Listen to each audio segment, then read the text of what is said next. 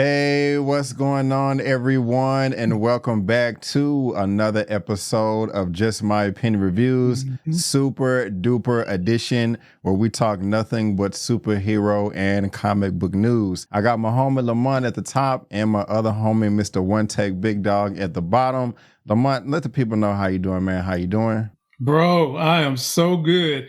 I can't remember the last time I was able to share a screen with not only B. Avery, but the One Take Big Dog. And folks, let me tell you something. You better be sliding for Steve. Because if you ain't, that man down there got a t-shirt for you. Okay? For some reason, my daughter wanted to get cute and cuddly with a damn stingray at the Science Center the other day. And all I could think of was no, baby. You sliding for Steve. Check out One Taking them t-shirts. That's how I'm feeling today. That's what's up, man. Appreciate that. One Take, man. How you feeling today, man? How you feeling? You know me. It's all good. Lovely.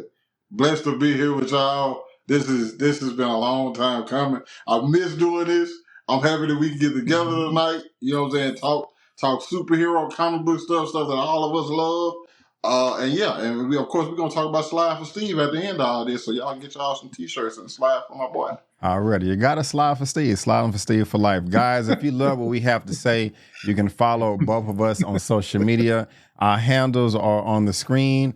Also, guys, their information will be in the description box of this video. And if you want to know what we will be talking about today, all of the topics are in the description box as well with the respective links if you want to read ahead. If you want an audio-only version of this recording, you can get that with buzzsprout.com. I am on all of these platforms right here as well as SoundCloud. So, guys, there is an audio-only party going on, and you are invited.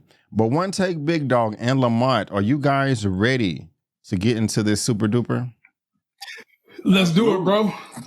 Alrighty, ladies and gentlemen, boys and girls, I think this is number super duper, number 72. I'm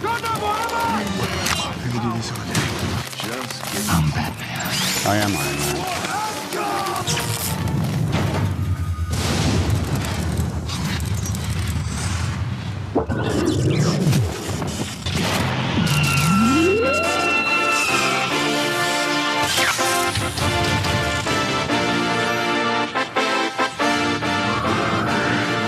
Welcome back, Super Duper, where we talk nothing but superhero comic book news.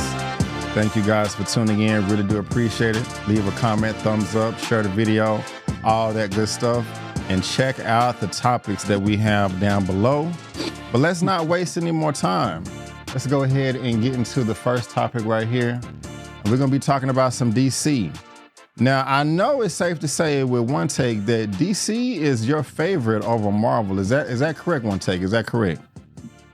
100%. 100%. Already. Lamont, do you feel the same as well? I feel the same way about everything DC does, except the big screen. Okay. I'm assuming you like those animated films. Lord have mercy, the best. They're the best there is, the best there was, and the best there ever will be, right beside Bret the Hitman Hart. Already. Well, I guess you're going to like this first topic right here. Came out a few weeks ago, but we're just not getting to it. That's okay. This is coming from Deadline, and I was really excited about this. It says the Robins origin story, dynamic duo in the works with DC Studios, WPA, and 6 and Idaho. Movie will be made with puppetry animation. Now, before we get into all the nitty gritty, just by reading that right there, does that get y'all excited or gets me nervous? And I would say I'm excited because I love the Robins. I love Dick Grayson. I love Jason Todd. Red Hood is one of the best DC animated films out there. You know, we love the DC animated movies, but if it ain't broke, don't fix it. They have been coming out with the regular 2D animation for the longest, but now they are trying to do some puppetry animation, and I don't know. I'm excited, but I'm nervous. You know, Lamont, where are you at on that? Off rip. Does it get you nervous or excited? I'm lukewarm, behavior. I don't want to say I'm nervous because I think that there is an opportunity for some great storytelling to really have Batman have to deal with all the Robins that we've seen. Like you mentioned Dick Grayson, who becomes Nightwing, Jason Todd and the Red Hood, like you said, one of the best. But then you also got to talk about Damian Wayne. I think there's an opportunity to kind of get some very good storytelling. And that Six in Idaho, they love doing dark, gritty theatricals. And so that tells me that this is going to be a grown folks story if they do it. I'm not as familiar with puppet animation, other than I understand that it kind of combines the techniques of animation and puppetry. I am a little nervous about that part, BA, because that part got me thinking about Muppet Babies and shit a little bit more animated. But understanding that this is DC, understanding that DC has never done a bad job of messing up their animations, I think they can pull this off, and I think we in for some good storytelling. Okay, before I come to you one take, let's get into this. Deadline, they have the exclusive. Here's a really good project that got greenlit from DC Studios, animation dynamic duo. It will mark the first project between DC Studios and Bill Dameshke, led by WPA. The 6 Idaho movie scripted by Matthew Aldrich is being made by a new animation studio of New Orleans named Swaybox. And that studio's husband and wife creators, Arthur Mintz, and those people are going to be at the head of this right here. I have wanted to make a film with Arthur and Swaybox for many years, and for that film to be dynamic duo, an incredibly special and unique Batman and Robin story for families is a dream, Reeves said. I don't know about this, man. This kind of makes me nervous. Before I pass it to you, one take, Big Dog. I want to bring this little video up right here just so we can kind of get an idea of what this will be, and let me know what you think about this, because this is interesting. No, June? Awesome. That was awesome. That was good. That was a good one. Cool.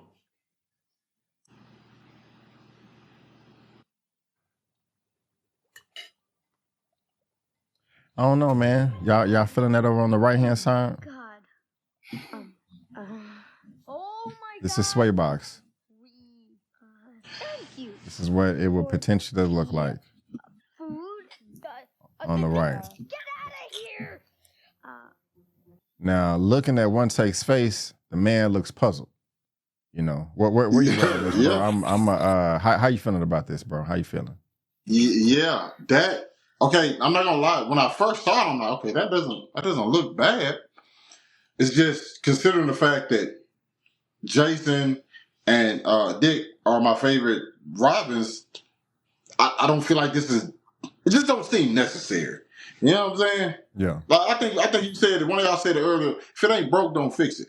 You know what I'm saying? And one thing DC's been marvelous with the animation. Now, granted, I do think they kind of took a step down a little bit when they came with the new wave. I will say that. But overall, like the animated stuff has been marvelous. And just to think you just kind of abandoned that traditional 2D for the sake of this, I like the creativeness and doing stuff different, but I just think you kind of could have did that with other characters rather than two characters people are going to would love to see on screen together. You know what I'm saying? So that, if for me, it's a no. It's a no just because of that. I'm not really with the puppets, but if you just give me that same Dick Grayson a Red Hood or a storyline or something along the lines of those two. I mean, Jason Todd, something with that, just regular 2D, I would love it. I just not really for the puppetry. You know what I'm saying? Just nah. Man, I was gonna say one take and B. Avery. Do y'all remember Rudolph the Red-Nosed Reindeer? That animation from the traditional one that came out before we was born. Yeah. That's what that reminds me of. That's I still got that VHS already. Yeah, it says Swaybox uses a technology known as Momo animation, which is a cross between CG animation, practical elements of stop motion, and live action real-time performance. The result is long-form storytelling billed as visually breathtaking, dramatically expressive, and more human. Man, I'm okay. Use this new technology on characters nobody cares about. You know, you don't want to butcher an origin story of two of the greatest Robins, and that's argue. You can argue that. You disagree? One take. No. I just think either do it on characters that obscure characters, or do it on some a big name hero that doesn't do. Do it on Martian Manhunter. Do it with Martian Manhunter. He doesn't get a lot of stuff. Do it with him. Martian Manhunter and Mars, all the White Marsh. Do it with that. That would be great. I think Jason and Dick just kind of hit like a certain middle ground that I don't want to see this with that. You know what I'm saying? And like I said, like when I see the side by side stuff, actually it looks good. It looks good. It's just I don't want to see them in with this. They can come out and I could be wrong. I could be like, yo, this was the greatest thing. I'm happy that they took a chance with this. They swung big and it's a knock out of the park. But just my initial thoughts, no. Yeah. I'm not mad at you, man. I'm not mad at you. And guys, if y'all haven't seen, was it Batman and the Red Hood? Is that the title? Is that what it's called? Under the Red Hood. Under the Red Hood. Under the Red Hood. You're missing out. No. You missing out big time, man. You missing out. This was great, and I'm looking forward to these two as well. On some type of screen together or origin story. That would be super dope. But yeah, guys, let us know what y'all think about this. Link is in the description box below if you would like to read that. But we're getting an origin story for both of the original Robins, and it's gonna be good. Hopefully, it's gonna be different, but yeah. It's going to be good. It's going to be good. But guys, let's go ahead and move on to the next topic of the day. And I'm okay with this news right here. I'm slightly disappointed, but I think it's still going to be pretty fire. We're just going to have to see. I know last episode I had a super duper with speculation on who was going to be playing Green Lantern. Was it going to be Stephen James? Was it going to be Aldous Hodge, Damson Idris, or Aaron Pierre, who just starred in Rebel Ridge on Netflix? Well, we have that announcement. It is official. This is coming out from Deadline as well. Lanterns. Aaron Pierre cast as John Stewart in HBO's DC series. Some people are happy with this. Some people are not. Some people say, hey, man, he ain't dark enough. We don't want none of these light-skinned mofos over here representing John Stewart. What is going on? This is colorism. This is this. This is that. One take. Where are you at on this news? Are you happy with the casting? Are you happy with any of this? How you feeling, my guy? How you feeling? Listen, I typically be in the minority on stuff, and I'm cool with that. I typically might not look at stuff as hard as other people, and once again, I'm cool with that. That's just who I am. I love the casting. I love the cast. Now, granted, everybody that was up, I like either one of them. I would have loved, okay, because I think that all talented, all deserving, all would have done a great job. But this is who we got, and I think that with the storyline that I've heard that they're doing, with Hal Jordan basically training a young John Stewart, and from what I'm hearing, how they're focusing so much on this series and how it's going to be something they said different from anything we've seen before. Me personally, I just cannot let anything negative. It just don't affect me, honestly, when I think about this. Because John Stewart is my favorite Green Lantern. My first introduction to him, because I didn't have the comics growing up, was in Justice League. Granted, that is a older, more mature John Stewart. And a darker skinned John Stewart. But for the fact of the matter is, I'm getting a live action John Stewart on screen is something that DC's prioritizing. I'm sorry. I'm ecstatic about this. I can't wait to see it. You're muted, B. Oh, well, thank you. My fault. Lamont, how you feeling about this, man? Are you happy with the casting? Or are you disappointed? Where you at on this, man? I'm not happy, but I'm not disappointed. I've learned that sometimes you just got to give people an opportunity to see what they can do. I guess for me, I would have picked Aldous Hodge or Damson Idris because I'm familiar with them. I know Aaron Pierre has played in Ode, he's played in Brother, he's played in Foe, like you said, recently Rebel Ridge. And I want to say he was the voice of Mufasa from Lion King. Yeah. But here's the problem. I haven't seen none of that stuff. And initially, at my core, I am someone who is used to the Green Lantern being dark skinned.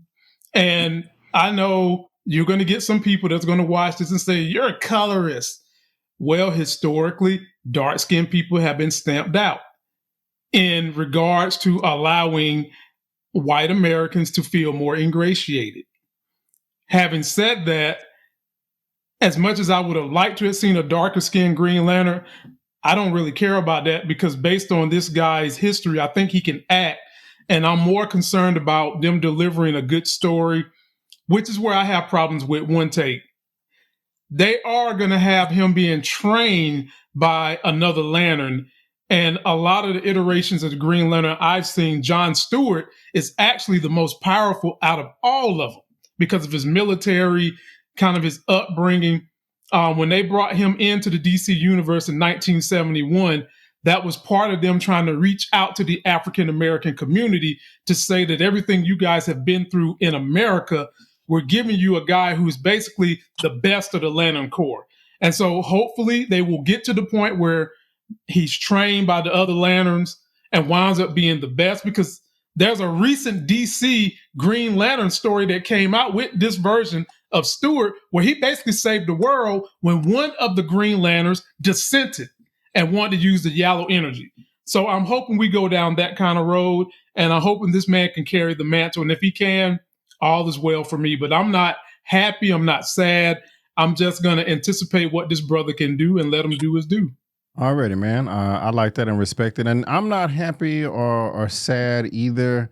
I'm just kind of like, whatever. I would have preferred to have somebody darker skinned just because that's what I'm used to. I wish that Aldous Hodge, this gentleman right here, was cast. I thought that would be absolutely perfect. But my only issue with this, if there's an issue at all, is the complexion. If you want to call me a colorist or whatever, that doesn't really make any sense as far as I'm concerned with my reasoning. But I just like consistency, but I'm not upset about it. I'm not happy, but I'm pretty sure Aaron Pierre will do an excellent job. Not just a great job, but an excellent job. So guys, link to this is down in the description box below.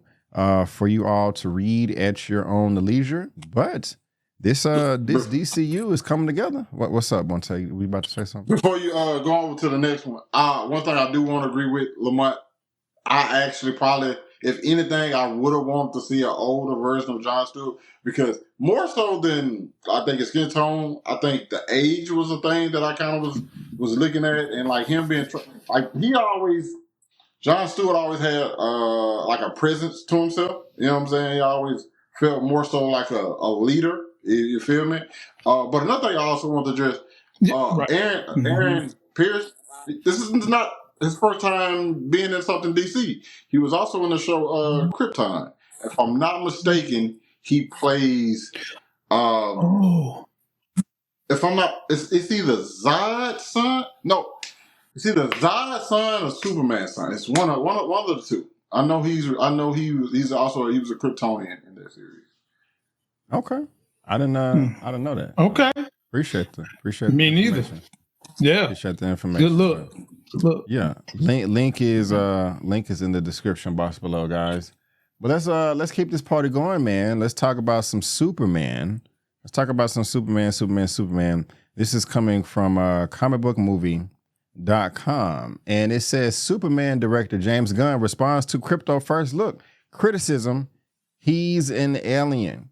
So guys, if we look at this photo over here to the right, this is what Krypto looks like. And let me get that fixed right there. What you laughing at? What's so funny? B, do not tell me you about to say the fans is mad at this picture. Yes, the fans are mad. They're not feeling Krypto, and James Gunn had to respond. Lamont is just tickled over there. I mean, what you think about Krypto, bro? Like, to me, I don't really care. I mean, I don't have anything against Krypto the dog. Like, let me make. I don't know nothing about him. He's an alien. We never seen him before, so I'm just like, okay, sure. Let's have him in the movie. Something new, something fresh. We're not getting the same thing, but I never read a Krypto comic. I don't know the origins. I don't know the story. I don't know the powers. I don't know the abilities. I don't know nothing. But I ain't tripping though. So I'm like, hey, you know what I'm saying? At least we getting something different. You're so entertained. I'm gonna come to you. Actually, before I do that, let me read a little bit of this. Yesterday, director James Gunn did our first look at the Krypto, the super dog. And some fans were quick to point out that this take on the pooch is not a Labrador. Okay, so he's supposed to be a Labrador. I can't wait to hear what one take got to say as well. Not to be that guy, but isn't Krypto supposed to be something akin to a Labrador or something similar? I'll still watch it and probably still love the fact that he's in the movie to begin with. But I noticed that right off the bat. No, Krypto, historically a generic white dog, sometimes also a lab, white shepherd, husky, Dalmatian, but obviously he's an alien, so he wouldn't necessarily be exactly any one of these things. All right. And that's the wrap. Gunn posted it earlier this year. You know, that's something else. How you feeling, man? How you like Krypto, bro? How you like Krypto? B, what the hell are we doing? I don't know. I'm asking you. B, God, this dog look like he's a Jack Russell Terrier, okay? James Gunn already done said the dog is not going to have a speaking role. He's just going to bark. This is what some of us black people mean when we say white people care more about their animals than human beings and black people. What are we doing here, ladies and gentlemen? The dog and the breed is not going to add, take away, or enhance this movie in one bit unless you are so far up Peter's ass that you're donating $50 a month and you really are that concerned. And if you are that concerned, you probably shouldn't be watching this movie in the first place. Fans, come on, man. Give us something else. Like, is it only white people complaining about it? I mean, I don't know. Is it only white people complaining about it? I'm not, well, you know, let me put it to you this way. The profile pics I just looked at since we started talking about this do not hint to minorities.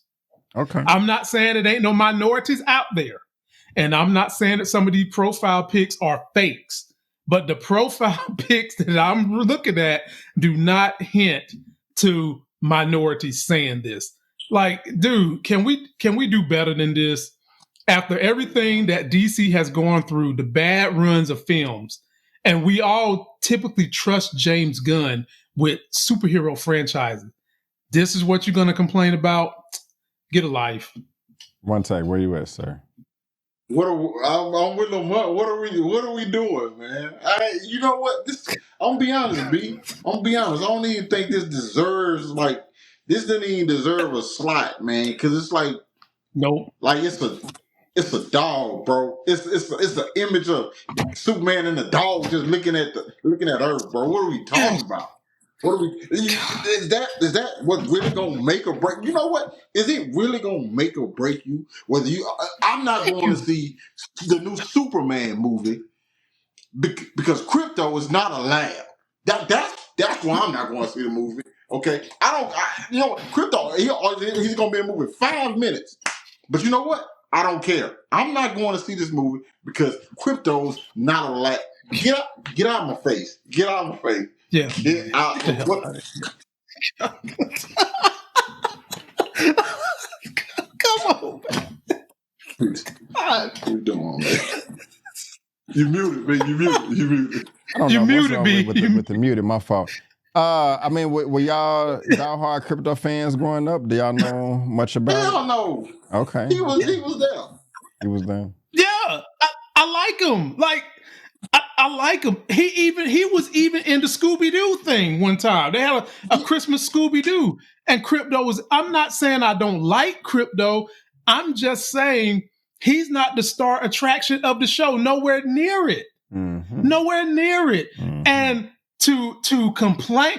First of all, the people that's complaining, be Avery, they probably don't even own pets. Because how many damn white Labrador retrievers have you ever seen in your life?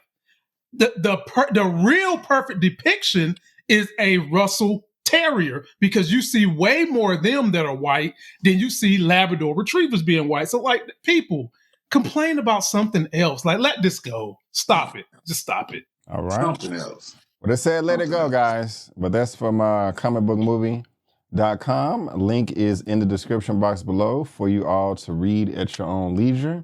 But yeah, we got a Krypto Dog. And some people like it. Yeah. Some people don't. But let's go ahead and move on to the next topic. We are talking about Daredevil. Daredevil Born Again. Something that I am definitely looking forward to myself. What they did over at Netflix, I thought was super duper fire. But we have an update. And what is the update after I fixed the spelling on the thing at the bottom? Daredevil. There we go. I think I got it. But this is topic number 4 coming from Comic Book Movie as well. And they say Daredevil Born Again logo and synopsis reveal. Charlie Cox teases dark, intense revival and F-bombs. Now, while I just said I am looking forward to this, the fact that and F-bombs, like that's just going to determine if the show is good or not is, kind of weird to me, but I don't really care about all that. But now we have an official logo for Daredevil Revival along with the official plot synopsis. In Marvel Television, Daredevil Born Again, Matt Murdock, a blonde lawyer with a heightened ability, is fighting for justice through his bustling law firm, while former mob boss Wilson Fisk, Vincent D'Onofrio, pursues his own political endeavors in New York. When their past identities begin to emerge, both men find themselves on an inevitable collision course. We got the introduction to this in She-Hulk, and it was great.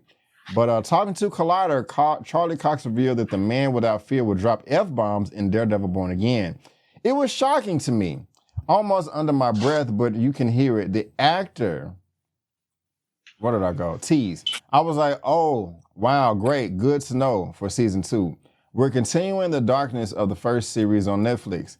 It is going to be that dark and that intense. We worked our butts off to make it that way. So we're excited because of that, Cox continued.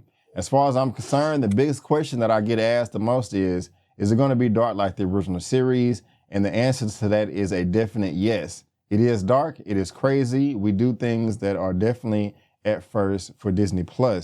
I mean, my goodness gracious, is this going to be darker than Deadpool and Wolverine? How much darker can you get? One take, I'm coming to you first, man. How are you feeling about his comments right here about Daredevil Born Again? Okay, first of all, Deadpool and Wolverine wasn't dark. Okay, it was explicit. Okay, it wasn't dark though. Now, this I enjoy. Now, I personally, I've said this on numerous occasions. I'm a Daredevil hater. Okay. Oh shit. You know what I'm saying? I personally don't like him. Okay. I don't like Matt Murdock. I don't like Daredevil. Okay. Do I like his show? Yes. Am I typically rooting for the villains? Yes. Do I want to see him get put down by Kingpin and anybody else that he faces? Most of the time. Okay. Now, the fact that he's going to bring back that same tone, lovely. Lovely. But at the same time, I don't know how much I can trust this man. He says this, but at the same time, I kind of feel like he's trying to sell the show. Also, the fact he's talking about he's going to drop F-bombs, sir, we don't care. Just deliver us a great show like y'all did on Netflix. Thank you. Okay. Appreciate that. Lamont, where you at on this, man? Does this get you excited? The F-bombs and all that? I feel like B. Avery just wanted to pick on me when he said that because he knows I No. could give two rats, you know what, about the F bomb. And I'm right with B. Avery in one take. That's another one of those white tropes that for some reason gets white geeks to start having geekgasm when you start talking about F bombs. Who has an F bomb meter that they're gonna pull out for this show? We're not worried about no damn F bombs, okay? We're worried about a good show. And are you going to push boundaries on the Disney Plus app with the grittiness, the violence, the blood, the guts, the gore, maybe even some sexually explicit stuff? Is that's how you're going to push the boundaries? And B. Avery, we've never talked about it, but I am one who roots for Fisk on this show because I'm such a big fan of Vincent D'Onofrio, who plays Fisk. And I'm a little saddened by what Fisk did in the show with his daughter. That didn't come out right. And so I'm hoping he can come get his face back and beat up Daredevil in this show. And I'm also waiting to see how they handle the Punisher being on this show as well. Yeah. Okay. I got you. I don't care about the F-bombs either. That just doesn't determine if the show is going to be good or not. Even if they don't have one F-bomb in the whole series and the whole show, you know, it wouldn't really matter to me. I'm not going to be like, oh yeah, they made an F-bomb, so this is off the chain right now, you know. But I still think it's going to be good. One of the things that I do like about this is I think the first time that it was coming around, this is going to be like an 18 episode series. But Kevin Feige read the script and wasn't happy with it, and they made a number of changes. And while we're going to talk about it, I would rather them delay, you know, than just rush something out because they have to make a deadline. So, I mean, the F-bombs doesn't get me excited. Doesn't get any of us excited, but we are still excited about the show. We just hope it's good. So come March next year, 2025, it's going down. It is going down. But guys, there is a link to this in the description box below for you all to read at your own leisure. But guys, let's go ahead and move on to the next topic of the day. And we're going to be talking about one of my favorite characters of all time, that good old Spider-Man. Spider-Man. We got to talk about Spider-Man. Lamont, man, are you anticipating Spider-Man 4? I know you've been paying attention to the news, man. You know, No Way Home was great, but they wasn't sure where there needs to go for Spider-Man 4. You know, Marvel Studios wanted a more grounded Spider-Man 4 film, while Sony wanted another multiverse film. And so I don't like the latter on that. This is coming from the Hollywood Reporter. And it says, Tom Holland says he read a Spider-Man 4 script with Zendaya, but it still needs work. Is this good? Is this bad?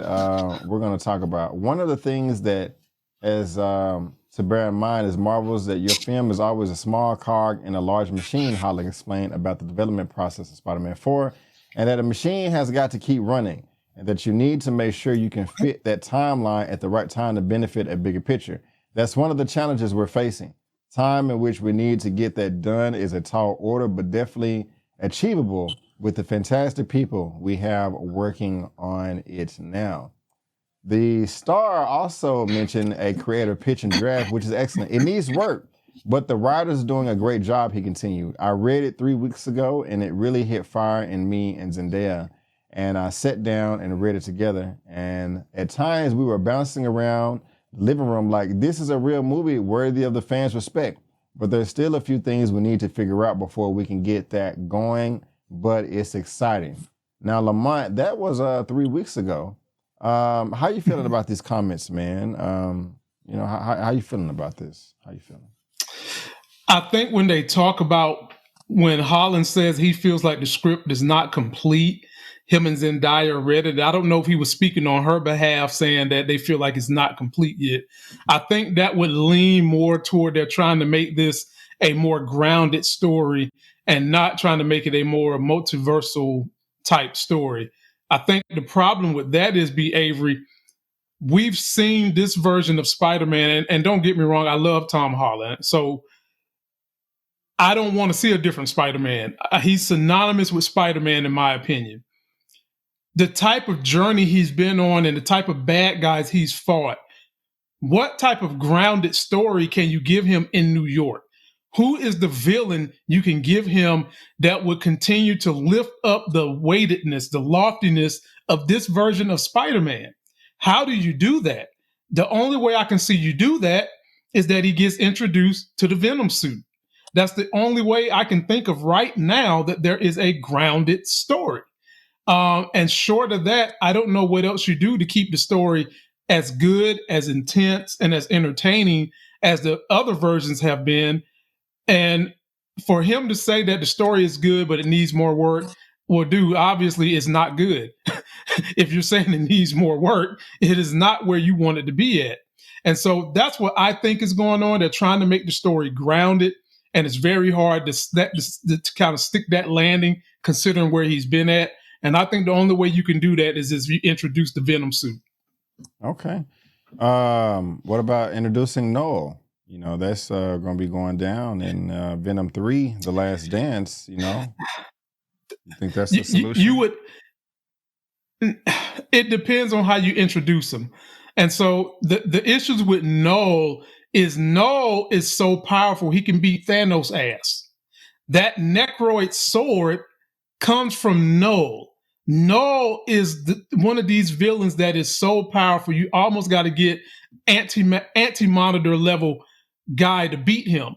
And so I don't know how you kind of sprinkle Noel into the story other than dropping some symbiotes into the story that might want to bond with Spider-Man. I think that would be a good way to keep it grounded.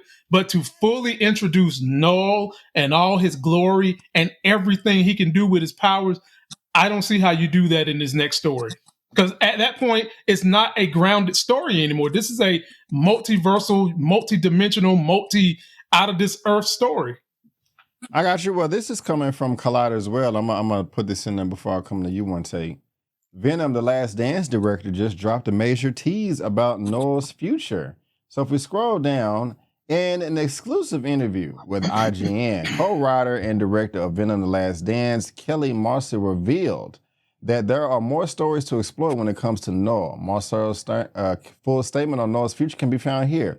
We're in spoiler territory now, and we hope some of the fun of watching this movie is not knowing what will happen. But trust me, we know full well how important Noel is to the fans. So we just laid a foundation for Venom. We hope we are doing the same for Noel. The King is Black is way too powerful for a one and done. The film introduced Noel, but it just touches the beginnings of his story. Marvel's greatest film villain are developed over time.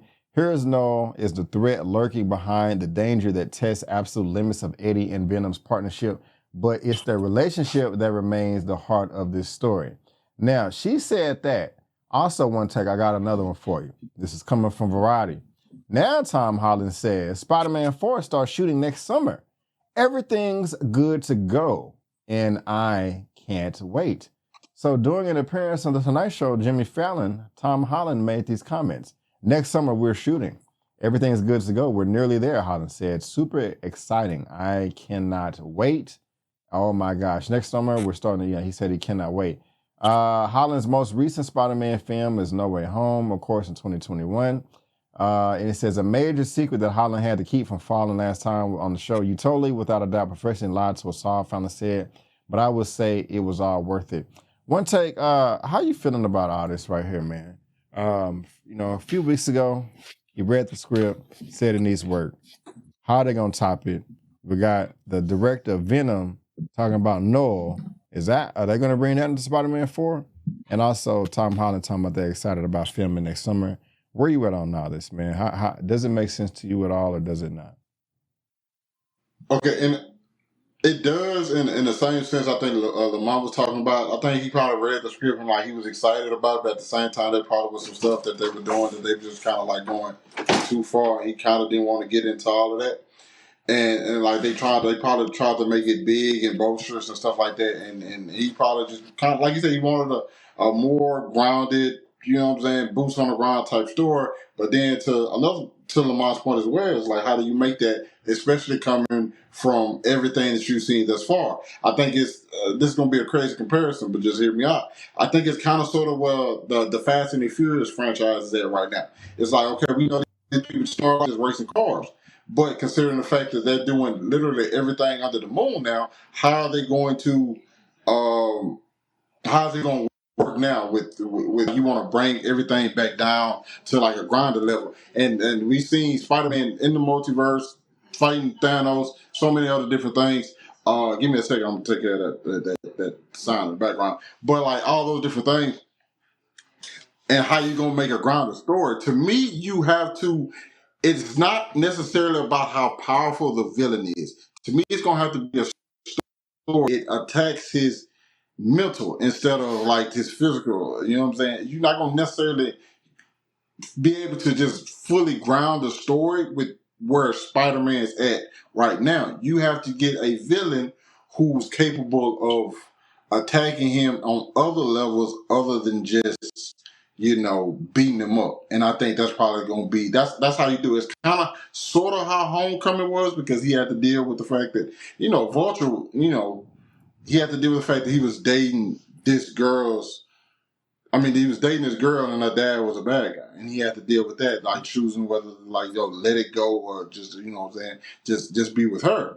And so I think you kind of sort of have to do something like that. Maybe question his role and everything. Question you don't actually bring anything good to anybody. Like you got out of a situation and you right back doing this and you're going to meet people and once again you're going to hurt them. Stuff like that. That's how you make a grounded Spider-Man story, especially. But like you said, Sony wants another big spectacle because they think that's what works. But Sony, your movies other than Venom don't do well. I'm sorry, shut up. You know what I'm saying? Shut up. Yeah, you looking forward to Noah? No. Okay.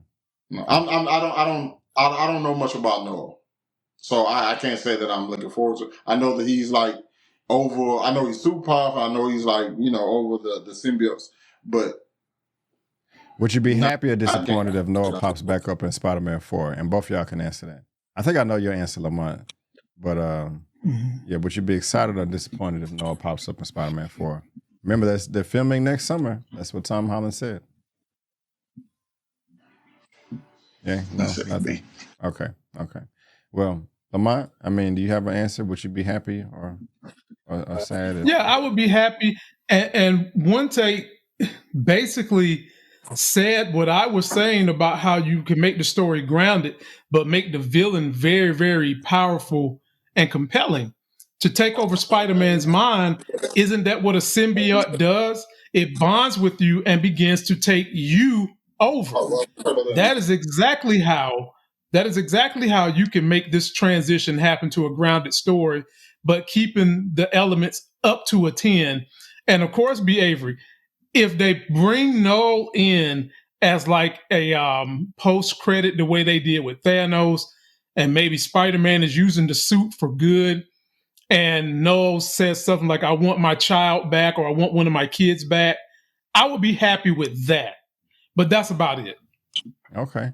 And since we're talking about Venom, guys, I do have a fresh out of the theater reaction that I did with Chris with 3C Films, if you guys want to go check it out. And also my review for my non-spoiler review by myself that I did. You guys can go check that out as well, too. This is on my channel. You see my face. I didn't really care for the movie too much, but still go watch the video anyway. You know what I'm saying? Your boy would really, really appreciate it. But yeah, we got this right here. We got Tom Holland is excited. They're going to be filming the Spider-Man next summer, and it's going down. Also, at first they said they needed help on the script, but they got that taken care of. So all this information is in the description box below for you all to read at your own leisure. And also leave your thoughts. We're dying to know. We are dying to know. But guys, we got 2 topics left, and they're my most anticipated. You know, Mm. if these pop off into fruition in some way, shape, or form, your boy B Avery would be a very, very happy camper. One take. How did you feel about Doctor Strange? Uh, I didn't like the first one. I don't like him. I really enjoyed the second one. Like a lot. I think more than most. I like but I think we talked about this. I think all of us talked about it before. I said the biggest thing I wanted to be talking about after Doctor Strange 2 was the character of Doctor Strange. I didn't get that. So I've yet to like fully like fall for the character. And like I said, the first one I really wasn't a big fan of. But like I said, I did like the second one. It's just his character overall just kind of, for me. Okay. Well, maybe this will make you feel better about the character. I don't know. We're going to find out. I'm going to stay on you. This is coming from comicbookmovie.com. And if this is true, I think this is super dope. But it says, has Denzel Washington really been cast as Dormammu in Doctor Strange 3? Yes, I hope so. I have my sounds turned down, so yeah, that was kind of off right there. But rumors are swirling on social media that Sam Raimi is officially directing Doctor Strange 3 with Oscar-winning actor Denzel Washington tapped to play the venomous Dormammu. And here's the latest on that right there. Wow. I mean, that's pretty much it, really, though. We haven't seen Strange since, but in a recent interview looking back at his career, Cumberbatch confirmed he'll shoot an Avengers movie in 2025. This is Doctor Strange. He's a Marvel character and really honest about drawing planning is immense and blah, blah, blah. There is not much there commentary on Denzel Washington, but this is a rumor. I hope this is true. Denzel Washington is one of the greatest actors of all time. And I think this is twofold because while I would like to see him in the MCU, I want a role to where we can see his face. And Dormammu is not that, I don't think you can see his face as Dormammu, but he can play 2 characters. He can play another character that has not been announced, but he can also play Dormammu. And I think him and his voice and his presence, all of that will be super duper fire. But also in this article, it does talk about Sam Raimi directing Doctor Strange 3. He directed Doctor Strange 2. But that was coming off of a script that was a bit choppy from another writer. I think, was it Scott Derrickson? I can't remember.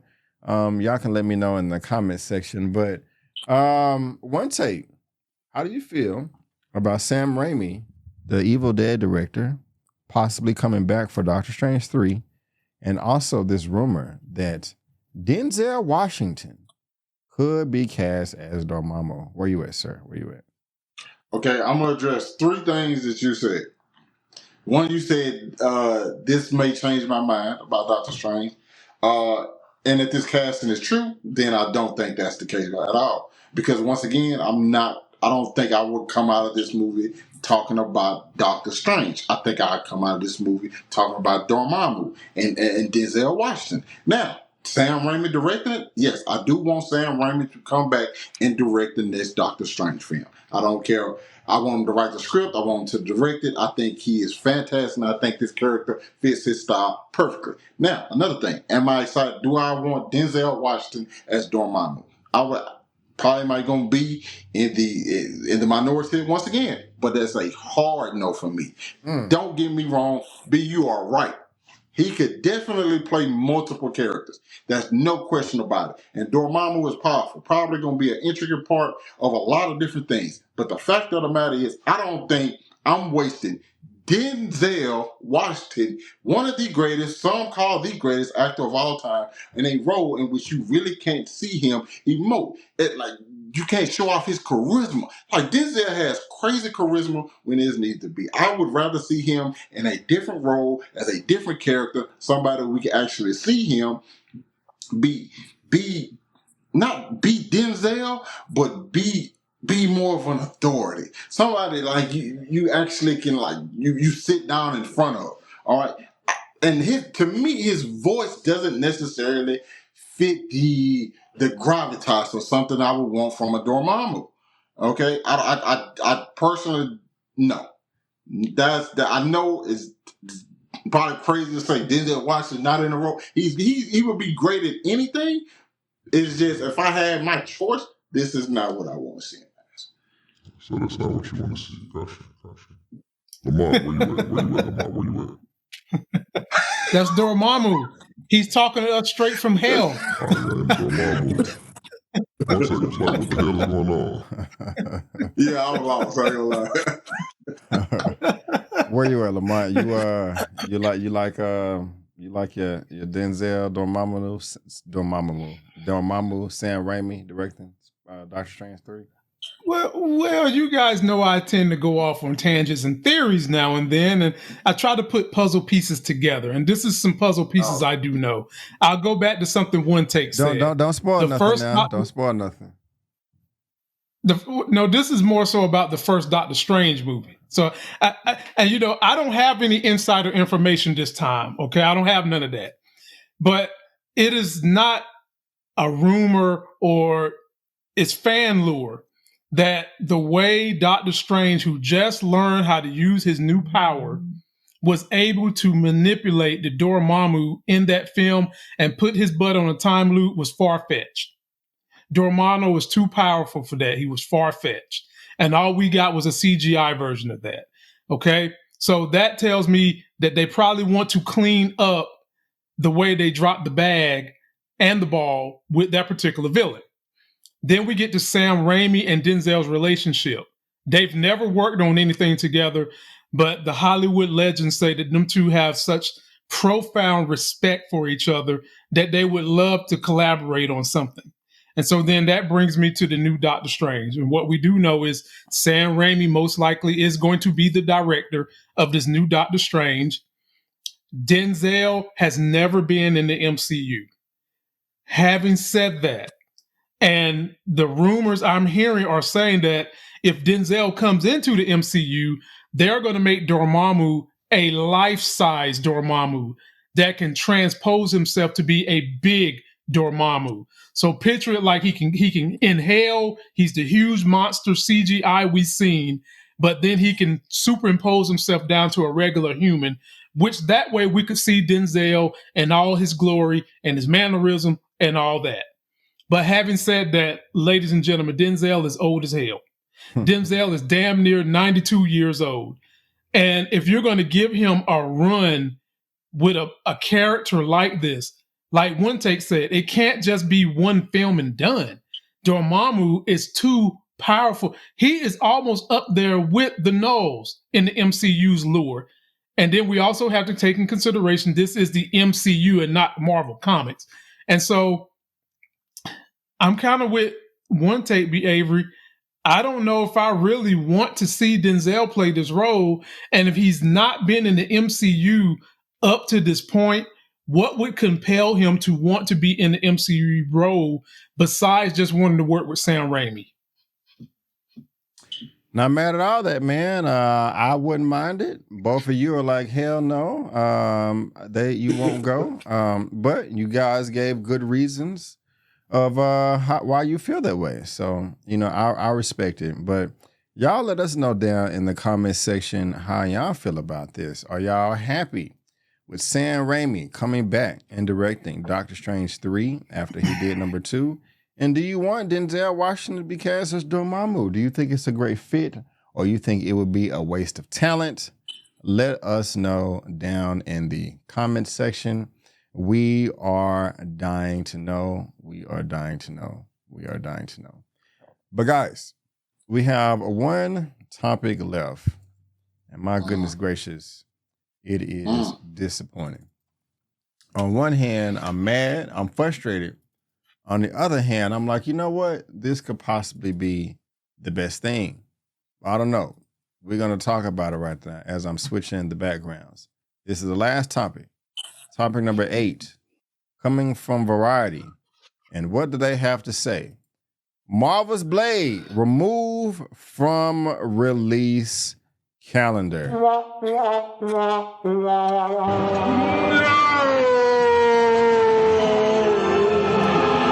What is going on? Oh my gosh, guys. This was announced at San Diego Comic-Con back in 2019 when Mahershala Ali came out on the stage. We are now 5 years in the future and we still don't have a movie. It's supposed to come out next year, November 7th, 2025, but Disney removed it from their calendar. What is going on? Instead, they have Predator Badlands, the 6th film in that outwardly franchise, in its place. This stinks. What? Donkey balls. What is going on, man? How look, let me make myself bigger. This sucks. This should be a priority, in my opinion. I just don't understand why it's not. Now, I do have an opposing view on this as well, but I mean, my goodness gracious.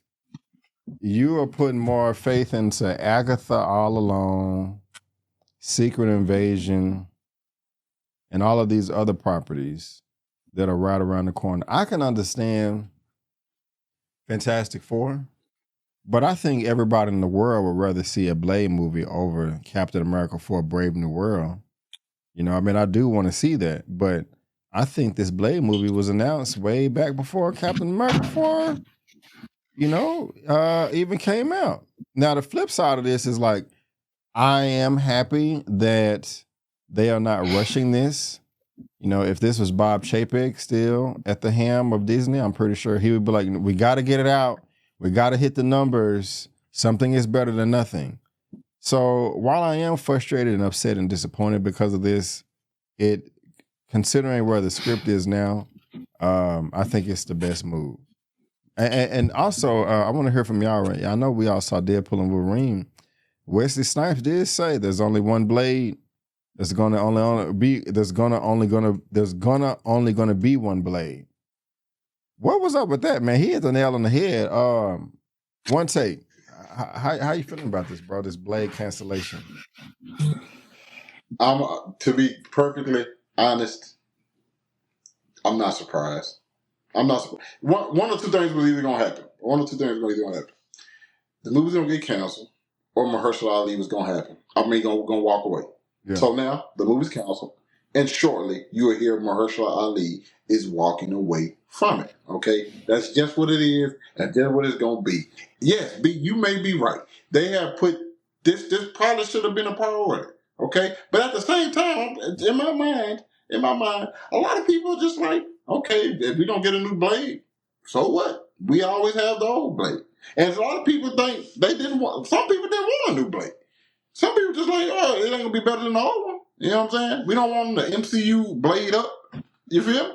I don't personally share that because I really did want to see Mahershala Ali in that role. But the facts are the facts. This thing has been through rewrites, different directors, different this, different that. And this was, like Dano said, this was inevitable. Okay? So as far as I'm concerned, I'm not surprised. And my feelings aren't that hurt. Yes, we've got Agatha All Along. We've had Secret Invasion. But the fact of the matter is about those shows as well, Now, Secret Invasion, I might be wrong, but they aren't as important. So if those films failed, those shows failed, I mean, people forget about them just going off their day. But if this movie comes out and it failed with Blade, that's a bad look. And so since they haven't been able to get it right, they just haven't put it up. So that I'm cool with. Already, well said. Lamont, how you feeling about this postpone and cancellation, man? A lot of people feel like what really set up the superhero genre to be what it is today was the Wesley Snipes Blade that came out in the late 90s. You could make an argument that this was the thing that set the whole door open for the X-Men and so forth and so forth. Absolutely. we have met disappointment after disappointment, and then the icing on the cake that told me we wasn't going to get Blade anytime in this decade was when Wesley Snipes himself said, "I'm the only Blade." And if y'all know Wesley Snipes, he does a lot of jokes that are rooted in truth, but he try to say it as a joke. And so I've already been prepared for them to say that this wasn't going to happen. And One Take mentioned something that the rumors have been flying around since like 6 months ago, that Mahershala Ali has already decided to step away. It just hasn't been made public yet. Having said that, I'm just wondering about all these rewrites. There was a lot of drama when the movie first came out in 1998 about a black lead superhero. And one reason why they went with it was because white Americans love vampires so much. And it bothered some people that the person that was slaying these white vampires was a black guy. But you know what? Dollars make sense. And it did good enough that they got 3 films out of it. And I'm wondering, is some of that rearing its ugly head into what's going on with the script itself? Because you guys just highlighted some things that are horrible hot trash right now. I'm sorry. Somebody's got to not like it. Agatha is no good for me. I'm sorry. Look, I'm sorry. I tried it. I'm sorry. You knew it. I'm sorry. But at the end of the day, if you can't get the script right and you can't get the casting right, you can't make the story right, I don't want to see it if it's going to be halfway done. Because this is a character who can have just as much panache as a black male lead as Black Panther did if you do a story correctly. And you have a lot of evil, dark magic villains that are running around in the MCU right now. So let's get the story right. I can keep waiting. But the question is, are they really just pausing it, B. Avery, or is it done? Have they stuck a pin in it? I don't think they stuck a pin in it. I just think they I think it's a postpone. We're Okay. gonna get a Blade eventually. Eventually we will. I mean, I want to say I'm confident that we'll get one within the next 5 years. Will Mahershala Ali still be cast as Blade? I doubt it. No. Yeah, I doubt it. I think that he is like, you know what? F y'all. I'm out. You know. And I'm B, there's another rumor. There's another rumor. Can I break a rumor on this show? Well, yeah, there's not a movie about to come out, you know. There's a rumor that when Damson Idris did not get the Green Lantern role, that he was seen talking to some brass over at Marvel. I wouldn't be surprised if he's about to be the new Blade. I like Damson, man, but I just I don't see that. I can't do it. He wouldn't be no. I rather no. Wow. Damson Idris. I can see it. I just can't see it. I can see it. I mean, he probably can do a good job. He's not my first choice by far. No, not my first choice either. But I can certainly see him playing the role. I'd rather see John Boyega as Blade than Damson. But once you said, "Wow, man," how you feel about that? You think? No, I think listen. So first of all those people who went out for John Stewart, I would love them. John Boyega was not thinking about, but that's excellent as well. John David Washington is probably my number one, though. Yes, that's my number one. Yeah, I would. He'd be my number one. Yeah. I can't. But I wanted him to be Black Panther too. Like, you know. Yeah. I'm cool with that. I'm cool with John David Washington as Blade. Damson, I want him to continue to win, but he just not my favorite. You know what I'm saying? But y'all, it's a sad day, man. This movie is postponed, and we may never get it. And I think the next announcement is this brother right here, the 2-time Academy Award winning actor, Mr. Mahershala he's gonna walk. He's gonna be like, I'm done. Marvel, y'all dropped the ball. And that's a damn shame. That is a damn shame. But guys, link to this is in the description box below. What do y'all think about this? Are you happy? Are you sad? Do you think this is the best move for the franchise for them to delay this and not rush it? All comments are welcome. So leave them down so we can analyze them and fight you in the comments if you disagree with us. No, I'm just joking. I'm just joking. But yeah, guys, that is all we have for this episode of Super Duper. I want to thank you so much for tuning in. Had a great time chopping it up with you guys, and hopefully y'all had a good time too listening to us. I want to thank my guests for coming through. I really do appreciate it. First, we got Lamont Tyson, Mr. Captain Planet with Get Alive Games. Real quick, man, let the people know what you got going on your lovely channel, sir. Well, ladies and gentlemen, boys and girls, as I rehab from a complete hip replacement, it ain't a whole lot of nothing going on my channel other than reviews I'm doing with B. Avery. And if you want to catch a little bit of what I'm doing on politics, you can go over and check out my other channel called Politics of Being Black in America. And for the most part, your boy is just trying to recover so he can get back into that gym and work on his cuts for the sluts. If you smell what the Mont is cooking. Yes. I love the energy. Thank you so much, man. I really do appreciate that. One Take Big Dog, man. They've got one of the biggest TikTok followings.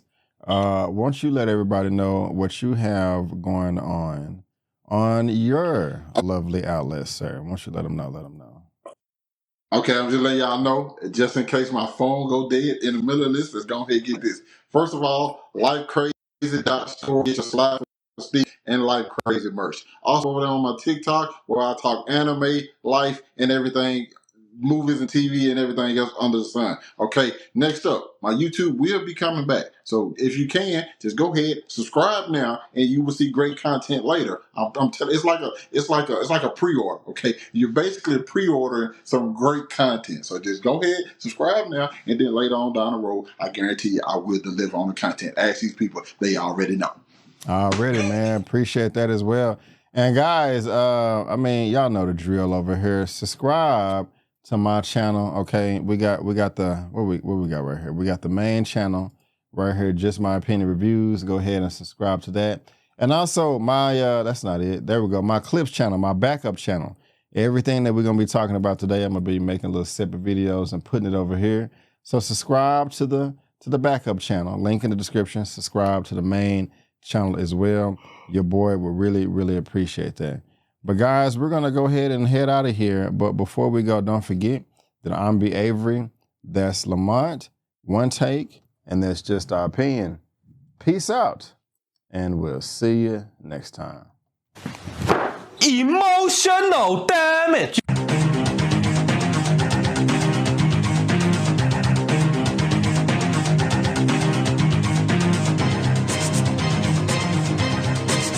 Canvas.